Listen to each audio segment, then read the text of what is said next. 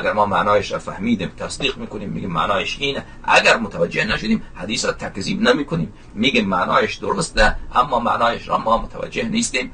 و امام علیه السلام تشریف آوردن معانی را بیان میکنند. لذا دوستان عزیز، به خاطر اینکه یک حدیثی را ما یک حدیثی به ذهن ما نرسید ما او را فوراً تکذیب بکنیم، این شیوه انسان‌های نادانه. در همین احادیث عمریه زیاد آمده و به احادیث سندهای صحیحه آمده که وقتی ماهی تکان میخورد در زمین زلزله به وجود میاد، در زمین زلزله به وجود میاد. شبکه‌های عمریه اگر شیعه را میخوان مسخره بکنن به خاطر این احادیث، خودشان چی جواب میدن از این احادیث؟ اون در کتاب این که مشترک بین ما و اونها لذا بینندگان این ثابت میکنه که شبکه‌های عمریه چقدر مفلس و نادانند. اینها اگر جرأت داشتن میامدن در مسائل امامت با ما مناظره میکردن. شکر خداوند متعال که توانستیم این مباحث را خدمت شما به عرض برسانیم.